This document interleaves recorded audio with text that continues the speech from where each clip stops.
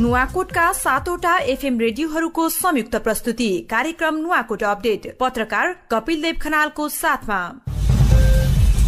Corona virus संक्रमण नियन्त्रणका लागि सरकारले गरिरहेको प्रयास, जिल्लाको पछिल्लो अवस्था जस्ताको तस्तै थाहा पाउन सुन्न नछुटाउनुहोस् कार्यक्रम नुवाकोट अपडेट। 88.4 मेगाहर्जमा radio Trishuli, radio Jalpa 104.5 megahertz, गज्जबको radio 105.7 megahertz, mix FM 89.4 megahertz, radio Bhairavi 88 megahertz, radio Sanjivani 89 मेगाहर्जमा र नुवाकोट एफएम 106.8 मेगाहर्जमा।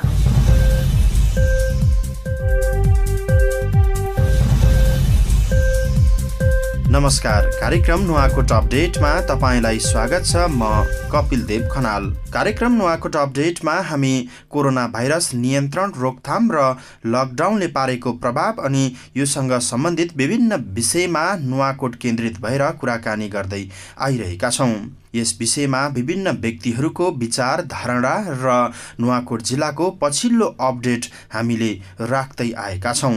कार्यक्रम नुवाकोट अपडेटको सुरुवातमा राखौं कोरोना भाइरसको विश्वव्यापी संक्रमणको पछिल्लो अवस्था। यतिखेर म बोलिरहँदाखेरिमा विश्वभरि 43,58,000 जना कोरोना भाइरसबाट संक्रमित भएका छन् भने 2,93,226 जनाको कोरोना भाइरसकै कारण मृत्यु भइसकेको छ भने विश्व भएर घर फर्कनेको संख्या पनि लाखौंको संख्यामा रहेको छ। 16,12,000 जना कोरोना भाइरसबाट पूर्ण रूपमा निको भएर घर फर्किसकेका छन्। यो विश्वभरिको तथ्याङ्क हो। हुन त यो कार्यक्रमको पुनः प्रसारण भरे राति र भोलि बिहान हुँदाखेरिमा यो संख्या तलमाथि हुनेछ। यसैगरी कोरोना भाइरसका कारण सबैभन्दा बढी नागरिकको मृत्यु हुने देशमा अमेरिका रहेको छ। अमेरिकामा 83,425 जनाको अहिलेसम्म मृत्यु भइसकेको छ भने 14,09,000 अमेरिकीहरू संक्रमित भएका छन्। र नेपालको कुरा गर्ने हो भने आज नेपालमा 2 जना कोरोना संक्रमित भेटिएका छन् र यो संख्या सहित नेपालमा कोरोना भाइरसबाट संक्रमित भएका नेपालीहरू 219 जना रहेका छन्। काठमाडौँ उपत्यकामा पनि कोरोना भाइरसको संक्रमण फेला परिसकेको छ। नर्सलाई पनि कोरोना भाइरसको संक्रमण भेटिएको छ भने 4 जना पत्रकारहरू पनि कोरोना भाइरसको संक्रमणमा परिसकेका छन्। यो नेपालको अवस्था रह्यो भने नुवाकोट जिल्लामा अहिलेसम्म कोरोना भाइरसको संक्रमणबाट कोही पनि संक्रमित भएको तथ्याङ्क रहेको छैन। नुवाकोटका 4 जनाको स्वाब परीक्षण भएकोमा सबैजनाको स्वाब परीक्षणमा कोरोना भाइरस भेटिएको छैन र अझै पनि त्रिशुली अस्पतालको आइसोलेसन वार्डमा भने 1 जना युवा बसिराख्नु भएको छ। उहाँको दोस्रो चरणको परीक्षणको लागि काठमाडौँ पठाइएको स्वाबको नतिजा भने अहिलेसम्म मैले प्राप्त गरेको छैन। सायद यतिखेर अथवा भोलिसम्ममा त्यो नतिजा उपलब्ध हुन सक्छ र उहाँको स्वाब परीक्षणमा कोरोना भाइरसको नतिजा नेगेटिभ आए अथवा कोरोना भाइरसको संक्रमण नभेटिएमा नुवाकोट जिल्ला पूर्ण रूपमा सुरक्षित छ भनेर हामीले भन्न सक्ने अवस्था हुन्छौँ। कार्यक्रम नुवाकोट अपडेटमा कोरोना भाइरसले विश्वव्यापी नेपाल र नुवाकोटमा पारेको प्रभाव र पछिल्लो अपडेटको जानकारी सँगसँगै आजको कुराकानीतर्फ म केन्द्रित हुन चाहन्छु। यतिखेर तपाईँ जहाँ हुनुहुन्छ, जस्तो हुनुहुन्छ त्यसै गरी नै सुरक्षित रूपमा बसिराख्नु पर्ने अवस्था छ। धेरै बाहिरी चहल पहल गर्न सक्ने अवस्था छैन। सरकारले पनि लकडाउन घोषणा गरेको छ। चैत 11 गतेदेखि आजसम्म आइपुग्दाखेरिमा झन्डै हामीले 2 महिना भन्नुपर्छ, 51 दिन पूरा गरिसकेका छौँ। यो अवस्थासम्ममा आइपुग्दा जनजीवन र व्यक्तिगत आनीबानी निकै नै उकुसमुकुस भइसकेको छ नै र यो अवस्थामा आर्थिक कुराहरू, पैसाका कुराहरू निकै नै महत्त्वपूर्ण हुन सक्छ। कतिपय तपाईहरूले ब्याङ्कमा राखेको अथवा सहकारीमा राखेको पैसा पनि झिक्न पाउनु भएन अथवा लकडाउन यति अप्रत्याशित भयो कि आफ्नो गुजारा चलाउनका लागि सरसापट लिने अथवा पैसा उठाउन पनि समय नपाउने खालको अवस्था सृजना भएको थियो। यस्तो अवस्थामा सहकारी संस्थाहरूले, ब्याङ्कहरूले कस्तो खालको सेवा दिनुपर्छ अथवा नुवाकोटमा कस्तो खालको सेवा दिइरहेको छ, यही विषयमा आज म कार्यक्रममा केन्द्रित हुन चाहन्छु र यही विषयमा कुराकानी गर्नको लागि आज हाम्रो टेलिफोन सम्पर्कमा आउनु भएको छ जिल्ला सहकारी संघ लिमिटेड नुवाकोटका अध्यक्ष राजेश श्रेष्ठ। म उहाँसँग आज यही विषयमा केन्द्रित रहेर कुराकानी गर्ने प्रयास गर्नेछु।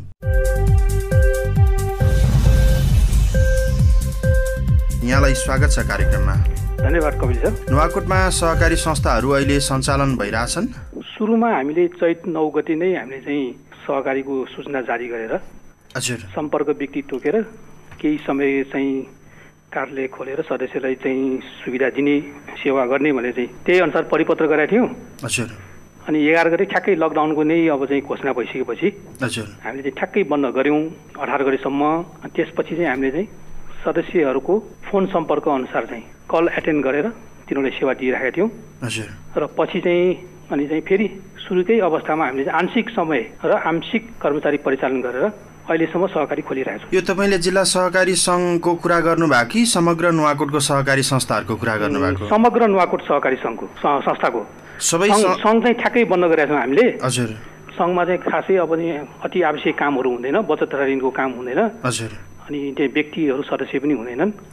त्यहाँ संस्थाले सेवा दिनुपर्ने हो, संस्थाले सम्पर्क गरेर अध्यक्षले सम्पर्क गरेर त्यो चाहिँ सेवा दिन सकिन्छ। र संस्थाहरूले चाहिँ आफ्ना सदस्यहरूलाई चाहिँ सेवा दिनुपर्ने भएकोले र यो अति आवश्यकीय सेवा अन्तर्गत नै पर्ने भएकोले हामीले आंशिक चाहिँ सेवा चाहिँ गरिरहेको छ। अनि जिल्ला सहकारी सङ्घ लिमिटेडको परिपत्र सबै सहकारी संस्थाहरूले मानेको छ, नियमित रूपमा चाहिँ सञ्चालनमा छ? अघि तपाईँले जसरी भन्नुभयो त्यसै गरी नै? नियमित रूपमा त होइन, उसले सदस्यको कल मैले अघि नै भने नि। हजुर, जसरी तपाईँले भन्नुभयो त्यसै गरी सेवा सबैले दिइराखेको छ? दिइरहेछ, त्यो दिइरहेछ। सदस्यहरूको आवश्यक पहिचान गरी अथवा सदस्यहरूले चाहिँ फोन गरेर चाहिँ समस्या पर्न साथ हजुर कार्यालय खोलेर अथवा चाहिँ संस्थाका कर्मचारी नै घर दैलो पुगेर त्यो सेवा दिइरहेछ। यो अवस्था चाहिँ सहरी क्षेत्रमा मात्रै हो कि ग्रामीण भेगमा पनि सहकारीहरूले सेवा यसै गरी दिया हो? ग्रामीण भेगमा पनि छ। यो चाहिँ ग्रामीण भेगमा झन् चाहिँ नहुने कुरै भने तिनीहरू घर दैलै सेवा हो होइन। हजुर। सहरमा जस्तो चाहिँ तिनीहरूको चाहिँ पास सदस्यहरू हुँदैनन्। हजुर। सीमित सदस्य भएको उनीहरू आफू सम्पर्क गरेर त्यो कारोबारहरू गरिरहेछन्। तिनीहरूले चाहिँ कारोबार अथवा सदस्यहरूको सुख दुःख मर्का परेको राहतहरू पनि वितरण गरिरहेछ तिनीहरूले, संस्थाहरू आफूले नै त्यो कार्यहरू गरिरहेछन्। अब नुवाकोटको छहरेमा भएको बैंक अथवा भनौँ सामरी, समुद्रटार वा जहाँसुकै भएको कुनै पनि बैंकका चाहिँ शाखाहरू सञ्चालन हुने कि नहुने भन्ने निर्धारण चाहिँ काठमाडौँबाट हुँदो रहेछ। तर हाम्रो घर आँगनमा खुलेको सहकारी संस्था त यहीँ निर्णय हुन्छ, कति बजे खुल्छ भन्ने हुन्छ। यस्तो विषम परिस्थितिमा अप्ठ्यारो परेको बेलामा चाहिँ बैंकभन्दा सहकारी चाहिँ गतिलो अथवा बढी सेवा दिने हुँदो रहेछ होइन? त्यो अवश्य नै चाहिँ एउटा सदस्यको एउटा रिक्वेस्टको भरमा, सदस्यको फोनकै भरमा पनि त्यो सेवा चाहिँ घर दैलोमा गएर गरिरहेछन्। गाउँ अझ सहरको भन्दा पनि गाउँको सहकारीले त्यसो गरिरहेछन् अझ। अनि यसमा चाहिँ बचत गर्ने, बचत फिर्ता लिने जस्ता कामहरू मात्रै भइराखेको छ कि ऋण प्रवाहका कुराहरू, ऋण उठाउने कुराहरू पनि छ? के काम भइरहेको छ जानकारी छ? यो बचत चाहिँ अहिले चाहिँ ठ्याक्कै चाहिँ त्यति कारोबार भएको देखिन्न। बचत गर्ने चाहिँ जुन बचत फिर्ता लिने सदस्यलाई चाहिँ आवश्यक अति आवश्यक पर्ने चाहिँ वस्तुहरू खरिद गर्नको लागि, के गर्नको लागि चाहिँ बचत चाहिन्छ, त्यसको पैसा चाहिने भयो त्यो चाहिँ दिइरहेछौँ। र बचत लिने चाहिँ अब घर दैलो सेवा गरेर लिइरहेको छैनन्। फोन गरेर रिक्वेस्ट गऱ्यो भने चाहिँ त्यो बचत पनि लिइरहेछन्। ऋण प्रवाह चाहिँ ठ्याक्कै रोकेको छ अहिले चाहिँ। कुनै सहकारी संस्थाले कर्जाको ब्याजमा छुट दिएको प्रचार गर्छ, कुनै सहकारी घरमै लाभांश पुर्याउने घोषणा गर्छ। अनि धेरै सहकारी चाहिँ आफ्ना सदस्यहरूलाई सेवा दिने विषयमा चुइक्क पनि बोल्दैन त? यसो हो, अब चाहिँ कुनै सहकारीहरूलाई चाहिँ अब चाहिँ अलिकति चाहिँ सदस्यहरूको गुनासो अनुसार राहत प्याकेज दिउँ, राहत त्यो गरौँ मानौँ भन्ने चाहिँ लागिरहेको हुन्छन् होइन। तैपनि अब सङ्घले चाहिँ अनलाइन मार्फत चाहिँ तुरुन्तै यो निर्णय नगरौँ। अब सहकारी संस्थालाई चाहिँ एकदम मर्का पर्ने भनेको अब चाहिँ यो लकडाउन पछि हो कि लकडाउन पछिको आर्थिक स्थितिमा चाहिँ अब चाहिँ भइसकेपछि चाहिँ सहकारी संस्थाले मर्का पर्छ। अहिले नै हामी अब एनजिओ जस्तो, सामाजिक संस्था जस्तो होइन, अरू संस्था जस्तो चाहिँ राहत प्याकेजै बोकेर चाहिँ घर दैलो गर्ने सदस्यले राहत दिनुपर्छ भन्ने त्यो आवाज आइरहेछन्। तर अहिले हामी तत्काल त्यो नगरौँ भनेर चाहिँ अनलाइन मार्फत पनि हामीले सूचना जारी गरेका छौँ। कुनै सहकारीले गरेको छैन त्यो नगर्नु भनेर हामीले सूचना भनिसकेका छौँ। तैपनि त कुनै सहकारी संस्थाले चाहिँ ब्याजमा लिनुपर्ने नै छुट दिन सक्ने, कुनै सहकारी संस्थाले चाहिँ घरमा नै लाभांश पुर्याइदिएछ, त्यो पनि अग्रिम छ। अब आउने आर्थिक वर्ष सकिँदै गर्दाखेरिमा जति लाभांश दिनुपर्ने हो त्यो अनुमान गरेर अहिले नै घरमा लिएर गएर नगद हातमा राखिदिइसकेको छ। तर धेरै सहकारी संस्था चाहिँ सहकारी संस्था छ कि छैन अथवा आफ्ना सदस्यहरूलाई चाहिँ के सेवा दिने भन्ने विषयमा बोलेको छैन। यो समान रूपमा ल्याइदिनु पर्ने होइन सङ्घले? समान रूपले त अब चाहिँ हामी सबै संस्थाले समान रूपमा चाहिँ गर्न सक्दैनौँ। कुनै संस्था चाहिँ अब चाहिँ जिल्लाभरि कार्यक्षेत्र हुन्छन्, कुनै नगरभरि हुन्छन्, कुनै ठ्याक्कै वडामा मात्रै सीमित छन्। कोही संस्था त अब चाहिँ समूह, आफ्नै समूह मात्रै परिचालन छन्। त्यसकारण अब जिल्लाभरि भएको, नगरभरि भएको संस्थाले अब अलिकति आफू प्रचारमुखी हुनको लागि पनि यो गर्ने भने चाहिँ भन्छन्। तैपनि हामीले बेलैमै त्यसलाई चाहिँ सचेत गराएका छौँ। नुवाकोटमा अहिले सञ्चालन भएका सहकारी संस्थाहरू, सहकारी संस्थापट्टिको समस्यापट्टिबाट कुरा गर्दाखेरिमा यो लकडाउनका कारण अझ भनौँ लकडाउन खुलिसकेपछि झन् ठुलो समस्या आउनेवाला छ आर्थिक क्षेत्रमा। त यो कारणले टाट पल्टिन सक्ने अवस्थाको संस्थाहरू पनि छन्, सहकारी पनि छन्? त्यस्तो संस्था पनि छन् चाहिँ, तर बेलैमा हामीले चाहिँ उनीहरूलाई चाहिँ अब राहतहरूको होइन कि अब तिनीहरूको जोखिम व्यवस्थापन गर्नको लागि चाहिँ जोखिम व्यवस्थापन कार्यदल गठन गरेर केही रकमहरू त्यसमा चाहिँ कन्ट्रिब्युट गरेर एउटा कोष खडा गर्ने, जोखिम व्यवस्थापन कोष खडा गर्ने भने हामीले निर्णय गरेका छौँ। यो चाहिँ अहिले हामी चाहिँ नगर सहकारी समन्वय समिति मार्फत चाहिँ गरेका छौँ। गाउँको सहकारीहरू चाहिँ ठ्याक्कै सहकारीकै मूल्य मान्यता सिद्धान्त भनौँ न, त्यो अनुसार चलेका छन् गाउँको सहकारी संस्थाहरू चाहिँ। त्यो अनुसार चलेको संस्थालाई खासै चाहिँ त्यो योले प्रभाव पार्दैन। जब अलिकति ट्र्याक बाहिर गरेर चलेको संस्थाहरू हुन्छन् त्यो संस्थामा यो प्रभाव चाहिँ पर्छ नै। त्यसको लागि नै अब जोखिम व्यवस्थापन गर्नको लागि र भविष्यमा हुने सङ्कटको लागि पनि ट्र्याकमै बस्नुपर्छ र केही जोखिम कोषको पनि व्यवस्था गरौँ भनेर हामीले चाहिँ नगर समन्वय मार्फत चाहिँ निर्णय गरेका छौँ। भनेको यो मुस्किल चाहिँ बेदुर नगरपालिका अझ भनौँ सहरी क्षेत्रमा भएका सहकारी केही संस्थाहरूलाई पर्नेवाला छ। अझ चाहिँ सहकारीको नाममा व्यक्ति आफैले नै आफ्नो मोटो पैसा घ्वाप्प राखेर चाहिँ सहकारीको ढङ्गले सञ्चालन गर्नेहरूलाई समस्या हुने भयो। त्यस्तो चाहिँ होइन। अब ठ्याक्कै त्यो ट्र्याक सहकारीको मूल्य मान्यता सिद्धान्त भन्दा अलिकति विचलित भएर त्यो कारोबार गर्ने संस्थाहरूले चाहिँ यो चाहिँ मर्का पर्छ। त्यो भनेको चाहिँ कस्तो हो, बढी लगानी गर्ने कि त्यही आफ्नो पैसा चाहिँ सहकारी जसरी देखाएको होइन? सहकारीले एउटा नर्म्सहरू तोकेका छन्। यति चाहिँ निक्षेप सङ्कलन गरिसकेपछि यति चाहिँ लगानी गर्ने, यति पर्सेन्ट त्यो गर्ने होइन। त्यो पर्सेन्ट मूल्य मान्यता सिद्धान्त छ सहकारीको चाहिँ।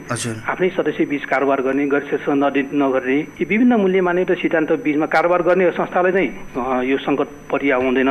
र योभन्दा अलिकति ट्र्याकभन्दा बाहिर गयो भने चाहिँ यो सङ्कट नै आउँछ नि। यो सङ्कट मोचन गराउनको लागि चाहिँ सङ्घले नै यो कोष स्थापनाको पहल गर्नुभएको हो। अब त्यसमा यो कोष पनि स्थापना गर्ने, भविष्यमा अब आइन्दा यो मूल्य मान्यता सिद्धान्तबाट बाहिर पनि नजाने भनेर प्रतिबद्ध गराउनको लागि पनि यो कोष चाहिँ स्थापना गरेका छौँ हामीले। यो नगर सञ्जालको कुरा गर्ने हो नि, नगर सञ्जालका सबै सहकारीले बराबर योगदान गर्छन् आर्थिक रूपमा? बराबर योगदान गर्नु पर्दैन त्यसमा चाहिँ। जसले जति सक्छ त्यो कोषमा त्यो कोषमा त्यो राख्ने हो। त्यो कोषको रकम चाहिँ अब चाहिँ कुन संस्था चाहिँ जोखिममा पर्छ त्यो जोखिमले हेरेर उसलाई चाहिँ सहुलियत दरमा चाहिँ उसलाई चाहिँ ऋण जस्तो चाहिँ प्रवाह गर्ने, त्यो अनुसारको हामी कार्यविधि बनाउँदैछौँ। यसको चाहिँ अब चाहिँ नगरसम्म चाहिँ अहिले चाहिँ कोष सङ्कलन गरौँ, त्यसपछि कार्यविधि बनाएर हामी चाहिँ यो कसरी चाहिँ यसलाई चाहिँ परिचालन गर्ने भने चाहिँ हामी कार्यविधि अनुसार परिचालन गर्छौँ। कहिलेतिरसम्म बन्ला कार्यविधि? अब यो लकडाउनसम्म चाहिँ हामी यो कोषको लागि चाहिँ रकम सङ्कलन गर्छौँ, त्यसपछि यो 15 दिनभित्र कार्यविधि बन्छ होला। अनि यस्ता विभिन्न विषयहरू जुन समस्याको रूपमा खडा भएको छ, यो सहकारी संस्थालाई पनि समस्या छ, सहकारी आन्दोलनमा लाग्नुहुने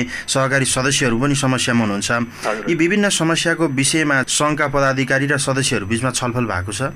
सुरुमा हामी चाहिँ बृहत छलफल गरेर चाहिँ यो संस्था कसरी सञ्चालन गर्ने भन्ने चाहिँ एउटा छलफल गऱ्यौँ। त्यसपछि अनि सरकारको निर्णय अनुसार गरौँ भने सरकारले अब चाहिँ लकडाउनमा चाहिँ घरमै बस भनेपछि चाहिँ सम्पूर्णलाई घरमै बस्ने हामीले चाहिँ अनुरोध गऱ्यौँ र सदस्यहरूको गुनासो चाहिँ अब चाहिँ आइसकेपछि संस्थाहरूलाई चाहिँ संस्थाहरूबाट सेवा दिनुपर्छ भनिसकेपछि चाहिँ सम्पर्क व्यक्ति तोकेर चाहिँ हामीले सेवा दिइरहेछौँ। र त्यो बेलामा चाहिँ हामीले बरोबर अनलाइन मार्फत फोन मार्फत चाहिँ सङ्घका पदाधिकारीहरू सम्पर्क भइरहेछन्, पदाधिकारी बीचहरू चाहिँ।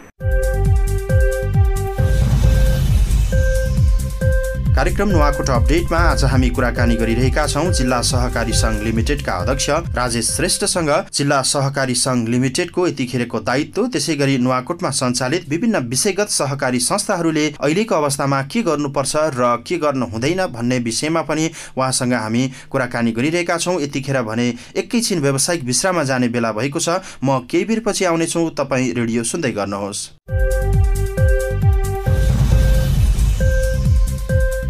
कार्यक्रम नुवाकोट अपडेटमा तपाईँलाई पुनः स्वागत गर्न चाहन्छु। म कपिल देव खनाल। कार्यक्रम नुवाकोट अपडेटमा आज जिल्ला सहकारी सङ्घ लिमिटेड नुवाकोटका अध्यक्ष राजेश श्रेष्ठसँग कुराकानी गरिरहेको छु। यो विषम परिस्थितिमा, यो लकडाउनको बेलामा आफ्नो खरखाँचो चलाउनका लागि आवश्यक पर्ने सहकारी संस्थाहरू र आफ्नै सानातिना समस्या टार्नका लागि आफैले स्थापना गरेका सहकारी संस्थाहरूले के गरिरहेका छन्, के गर्नुपर्छ जस्ता विषयमा केन्द्रित रहेर हामी कुराकानी गरिरहेका छौँ। विश्राम अघिदेखि नै उहाँ हाम्रो टेलिफोन सम्पर्कमा हुनुहुन्छ। फेरि पनि म उहाँसँगको कुराकानीलाई निरन्तरता दिन चाहन्छु। अब यो अवस्थामा सहकारी संस्थाहरूको अलग अलग सहकारी संस्थाहरूको कुरा गर्दाखेरिमा यो सङ्क्रमणकालीन अवस्था छ, अप्ठ्यारोको अवस्था छ।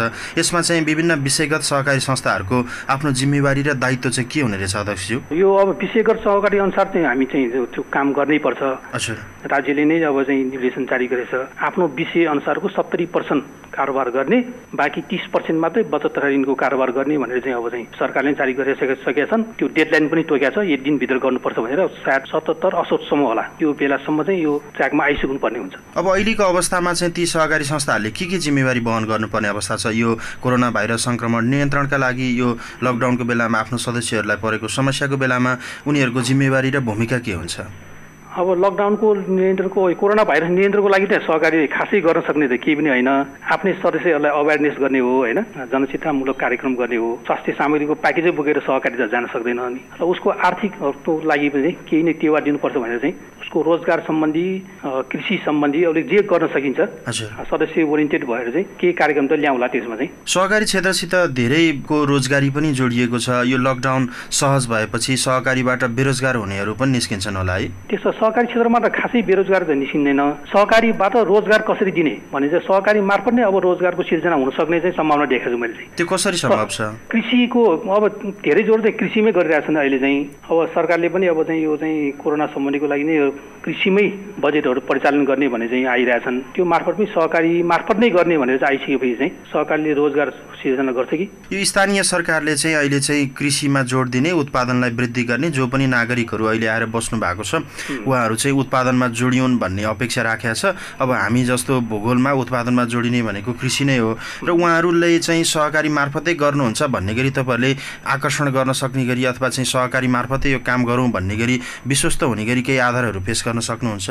आधारहरू भनेको चाहिँ अब चाहिँ खासै स्थानीय सरकारले चाहिँ अहिले ल्याएको चाहिँ जमिनहरू बाँझो नराखौँ, वैदेशिक रोजगारीबाट फर्केकाहरूलाई चाहिँ सामूहिक खेतीतिर चाहिँ अभिप्रेरित गर्नु भन्ने चाहिँ एउटा चाहिँ तिनीहरूले चाहिँ कन्सेप्ट ल्याएको छ।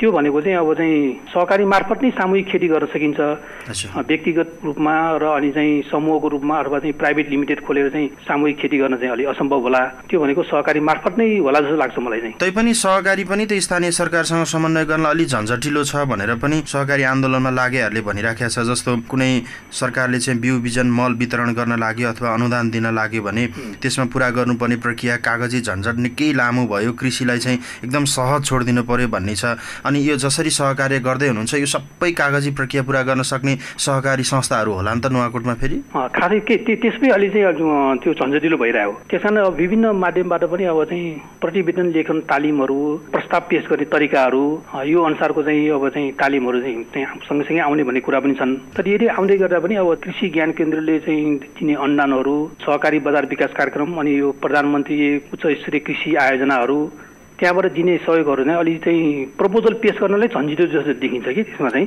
त्यस कारण यो प्रतिवेदन तयार गर्न, प्रपोजल लेखनको लागि चाहिँ तालिमको व्यवस्था पनि गर्ने भने चाहिँ अहिले चाहिँ जिल्ला सहकारी सङ्घ पनि लागिरहेछन् र सम्बन्धित निकायमा हामीले चाहिँ अनुरोध पनि गरिरहेछौँ। त्यही त नि, अब प्रपोजल लेखन गर्ने अथवा चाहिँ हिडुल गर्न पर्ने, बोल्न पर्ने, कार्यपत्र बनाउने धेरै कुराहरूमा त कृषकहरू संलग्न नहुन सक्छ। कृषक त खेतीपाती गर्नु पर्यो। यो हिसाबले गर्दाखेरिमा चाहिँ स्थानीय सरकारको बजेट परिचालन गर्नलाई अथवा अरूसँगको सहकार्य चाहिँ अलि असम्भव हुन्छ कि जस्तो देखिन्छ। त्यसको लागि नै सहकारी चाहिने हो। त्यसको लागि अब व्यक्तिगत कृषि एक्लै कृषकहरू चाहिँ त्यो प्रपोजल पेश गर्नु चाहिँ गाह्रो हुन्छ उनीहरूलाई। त्यसको लागि अब सहकारी मार्फत गयो भने सहकारीले त आफ्नो कार्यालय हुन्छन्, उसको चाहिँ म्यानेजर हुन्छन्, अनि भौतिक साधनहरू, उसको कम्प्युटर सबै हुन्छन्। त्यस मार्फत नै उसले गर्यो भने चाहिँ सजिलो हुन्छ। नुवाकोट जिल्लामा कतिवटा कृषि सहकारी संस्थाहरू छन्? नुवाकोट जिल्लामा चाहिँ हालसालै अब चाहिँ सङ्घमा दर्ता भएको चाहिँ 82वटा छन्। सङ्घमा दर्ता भएको सङ्घमै चाहिँ आबद्ध नभएका संस्थाहरू पनि छन् यहाँ। अब जस्तै अब यो मलको लागि मात्रै त्यो गर्ने, बिउ बिजनको लागि मात्रै संस्था दर्ता गरे पनि छन्। त्यसको चाहिँ रेकर्ड चाहिँ सँगसँग छैन। अहिले विभिन्न स्थानीय निकायमा पहिला डिभिजन हुँदा चाहिँ डिभिजनले चाहिँ त्यो रेकर्ड राखेको थियो। अहिले विभिन्न स्थानीय निकायमा गइसकेपछि ठ्याक्कै एक इन्सार नुवाकोट जिल्ला यति छ भनेर भन्न सकिन्न। जिल्ला सहकारी सङ्घ लिमिटेडसँग 82वटा कृषि सहकारी छन्। यी सबै 88वटै वडामा त सम्भव भएन, किनभने 82वटा संस्था भयो है। सबै वडामा पुगे अवस्था छैन फेरि? सबै वडामा नभए सबै पालिकामा चाहिँ पुगेका छन्। त्यसै हजुर, सबै पालिकामा पुगेका छन्, तर सबै वडामा चाहिँ छैनन्। यतिखेर त डिभिजन सहकारी कार्यालय पनि छैन। अघि भर्खर यहाँले भन्नुभयो खारेज भइसकेको छ। स्थानीय सरकारले पनि के कुरामा हेरोस्, सबै जिम्मेवारी त्यहाँ छ, र त्यसो भनेर पनि नहेरोस् भन्ने कुरो त रहेन। तैपनि यस्तो चाहिँ अस्तव्यस्तको बेलामा चाहिँ सहकारी संस्थाको संरक्षण र हितमा सङ्घकै जिम्मेवारी त केही हुन्छ होला नि, होइन? सङ्घकै जिम्मेवारी, अवश्य नै सङ्घकै जिम्मेवारी हुन्छ। त्यस कारण हामीले एउटा अभियान चलाएका छौँ। पालिकामा पुगेर नै अब चाहिँ संस्थाहरूको ती फोकाहरू, डिभिजनले जुन फोकाहरू दिएका छन् उनीहरूलाई चाहिँ त्यो फोका कुन संस्था छन् तिनीहरू सबैले चाहिँ अब चाहिँ एकै ठाउँमा भेला गरेर एउटा अन्तर्क्रिया जस्तो कार्यक्रम गरेर हामीले 3टा पालिकामा हामीले चाहिँ भ्याइसकेका छौँ। यो कहाँ गर्नुभयो? हामीले अब इस्वाङमा गऱ्यौँ, त्यसपछि हामीले देउरालीमा गऱ्यौँ, अहिले लगतै हामी चाहिँ यता तारकेश्वरमा चाहिँ हामी चाहिँ सुरु गर्ने गरेछौँ। कहिले गर्दै हुनुहुन्छ तारकेश्वरमा? अब यो लकडाउन कहिले हुन्छ? अब यो लकडाउन खुल्न साथै हामी गर्छौँ त्यो। अनि बाँकी रहे 2टा गाउँपालिकामा कहिले गर्नुभएको याद छ मिति? ठ्याक्कै मिति चाहिँ याद भएन चाहिँ हामी। अनि यहाँले के गर्नुहुन्छ त्यो पोका खोलेर भनेको विषयगत सहकारीहरू यतिवटा रहेछ अथवा यस्तो रहेछ भनेर विभाजन गर्नुहुन्छ कि त्यो के गर्नुहुन्छ? सबै सहकारी हामी एकै ठाउँमा राख्छौँ ल उनीहरूलाई ओरिएन्टेसन गर्छौँ। कृषिको काम कृषिले यो गर्ने, बहुउद्देश्यको काम भनेको यो, बचत ऋणले यस्तो काम गर्ने। तर गर्दाखेरि सहकारी संस्था मिलेर पनि काम गर्न सकिन्छ, ठुलो काम गर्न सकिन्छ भने त्यो पनि हामीले ओरिएन्टेसन गरेका छौँ। र पालिका प्रमुखलाई पनि सँगै राखेर कुनै पनि यो चाहिँ हाम्रो चाहिँ उत्पादन सम्बन्धी कार्य, कृषिका उत्पादन सम्बन्धी कार्यक्रमहरू गर्नु पर्यो भने सहकारी मार्फत गर्दा चाहिँ अलि चाहिँ सबैले चाहिँ समुचित न्याय र समुचित त्यो गरेर समाजवाद स्थापना गर्न सजिलो हुन्छ भनेर चाहिँ हामीले त्यो अनुसार पनि ओरिएन्टेसन गरेका छौँ। कतिको प्रभावकारी हुँदो रहेछ यसो गर्दाखेरि? सहभागी हुने चाहिँ सबै खुसी नै छन् उनीहरू हामी गर्छौँ भनेर। अनि सँगसँग बरोबर तिनीहरू आबद्ध भएर सँगसँग अहिले सम्पर्कमा कन्टिन्यू सम्पर्कमा आइरहेछन्। यसको मतलब नै प्रभावकारी नै ठानेछौँ हामीले नै। अब यो जिल्ला सहकारी सङ्घ लिमिटेडकै कुरा गरौँ। जिल्ला सहकारी सङ्घ लिमिटेड नुवाकोटलाई यो लकडाउनले के कुरामा असर गरिराखेको छ? खासै अब जिल्ला सहकारी सङ्घले चाहिँ अब चाहिँ बचत र ऋणको कारोबार नगरे हुनाले चाहिँ त्यति हिँडडुल गर्नु परेन। हामीसँग सञ्चालन भइरहेको भनेको चाहिँ अब सहकारी बजार विकास कार्यक्रम हो। सहकारी बजार विकास कार्यक्रममा हाम्रो छनौट नपरेका 12वटा संस्थाहरूमा चाहिँ हामी भिजिट गरिरहनु पर्ने भएको हुनाले त्यसमा चाहिँ हामीले प्रभाव पारेका छन्। तैपनि हामीले फोन मार्फत अनलाइन मार्फत उनीहरूलाई चाहिँ दिनुपर्ने सेवाहरू र दिनुपर्ने गाइडलाइनहरू चाहिँ दिइरहेछौँ। अनि सङ्घको बहुउद्देश्य भवन पनि छ बिदुरमा। सरकारले लकडाउनको अवधिको घर भाडा छुट दिनु भनेर भनिराखेको छ। त्यहाँ घर पनि भाडामा लाउनु भएको छ तपाईँहरूले। तपाईँहरू चाहिँ के गर्नुहुन्छ यो विषयमा? यसो अब चाहिँ हामीले प्रायः भाडामा चाहिँ हामी कर्पोरेट सेक्टरलाई नै दिएका छौँ होइन। उनीहरू चाहिँ अब भाडा तिर्न तयार छन्। उनीहरूलाई चाहिँ खासै अब लकडाउनले तिनीहरूले प्रभाव पारेका छन्। अब एउटा चाहिँ हाम्रो चाहिँ होटेल र रेस्टुरेन्ट छन्, चमेना गृह भनौँ न, उहाँलाई मर्का पर्या हुन्छ। त्यसमा हामी उहाँलाई हेर्छौँ। र एउटा छापाखाना छन्, छापाखानालाई पनि हामी चाहिँ हेर्छौँ। छापाखाना त तपाईँहरू आफ्नै हो नि त्यो होइन? आफ्नै हो। तर कर्मचारी अहिले चाहिँ निजी जस्तो कर्मचारीहरूलाई हामी सञ्चालन गर्न दिएका छौँ त्यहाँ चाहिँ। त्यस कारण उहाँलाई पनि मर्का पर्न सकिन्छ। उहाँहरूलाई र अनि चाहिँ हाम्रो यो रेस्टुरेन्टलाई उहाँहरूले नै हामीले हेर्ने चाहिँ त्यो गरेको। अन्तिममा नुवाकोट जिल्लामा रहेर यो सहकारी आन्दोलनमा सक्रिय रहनुभएका र विभिन्न सहकारी सङ्घ संस्थामा आबद्ध हुनुभएकाहरूलाई केही सन्देश दिन चाहनुहुन्छ? यसो अब यो लकडाउनको चाहिँ बेलामा कोरोनाको यो एकदम महामारी विश्वमा फैलिरहेका छन्। यसको हाम्रो चाहिँ रोकथाम भनेको नै यसको चाहिँ सरकारले बरोबर दिने निर्देशन र अथवा चाहिँ WHOले दिने निर्देशन, स्वास्थ्य संस्थाले दिने निर्देशन पूर्ण रूपमा हामीले पालना गर्नुपर्छ। यसमा अब हामी चाहिँ अब यो लोकप्रियताको लागि चाहिँ यो चाहिँ दैवी प्रकोपमा हिँड्या जस्तो गरेर चाहिँ हामी यो हिँड्न मिल्दैन। यसमा चाहिँ तपाईँले अघि नै भन्नुभयो कुनै संस्था यसरी हिँड्नु भएको छ, कुनै संस्था त्यसै चुप्लाएर बसेको छ भने चाहिँ जो चुप्लाएर अनुशासनमा बसेको छ उनीहरू अनुशासन नै हुन्। र सरकारको निर्देशन यो चाहिँ निर्देशनको उल्लङ्घन गर्न थाल्यो भने चाहिँ यसमा चाहिँ राम्रो हुँदैन, आफैले नै मर्का पर्छन्। त्यस कारण त्यसरी नहिँड्नु होला, सरकारकै निर्देशन पालना गरिदिनु म हार्दिक अनुरोध गर्छु। यहाँको महत्त्वपूर्ण समयको लागि धेरै धेरै धन्यवाद। धन्यवाद। कार्यक्रम नुवाकोट अपडेट आजलाई यति नै। निर्धारित समय सकिनै लागेको छ। आज हामीले जिल्ला सहकारी सङ्घ लिमिटेड नुवाकोटका अध्यक्ष राजेश श्रेष्ठसँग कुराकानी गर्यौं। जिल्ला सहकारी सङ्घ लिमिटेड नुवाकोटको अहिलेको कर्तव्य, गरिरहेको काम, त्यसै गरी नुवाकोट जिल्लामा सञ्चालनमा रहेका विभिन्न सहकारी संस्थाहरूले आफ्ना शेयर सदस्यहरूलाई कस्तो सेवा दिइरहेको छ र कस्तो सेवा दिनुपर्छ लगायतका विभिन्न विषयमा आज हामीले कुराकानी गर्ने प्रयास गर्यौं। भोलिको कार्यक्रममा फरक व्यक्तिको साथमा, फरक विषयको साथमा म उपस्थित हुनेछु। तबसम्मको लागि प्राविधिक साथी प्रीतिका थापा र म कपिल देव खनाल बिदा भयौं। नमस्कार। नुवाकोटका 7वटा FM रेडियोहरूको संयुक्त प्रस्तुति कार्यक्रम नुवाकोट अपडेट, पत्रकार कपिल देव खनालको साथमा। कोरोना भाइरस संक्रमण नियन्त्रणका लागि सरकारले गरिरहेको प्रयास, जिल्लाको पछिल्लो अवस्था जस्ताको तस्तै थाहा पाउन सुन्न नछुटाउनुहोस् कार्यक्रम नुवाकोट अपडेट। 88.4 मेगाहर्जमा radio Trishuli, radio Jalopa 104.5 megahertz, गज्जबको radio 105.7 megahertz, mix FM 89.4 megahertz, radio Bhairavi 88 megahertz, radio Sanjivani 89 मेगाहर्जमा र नुवाकोट FM 106.8 मेगाहर्जमा।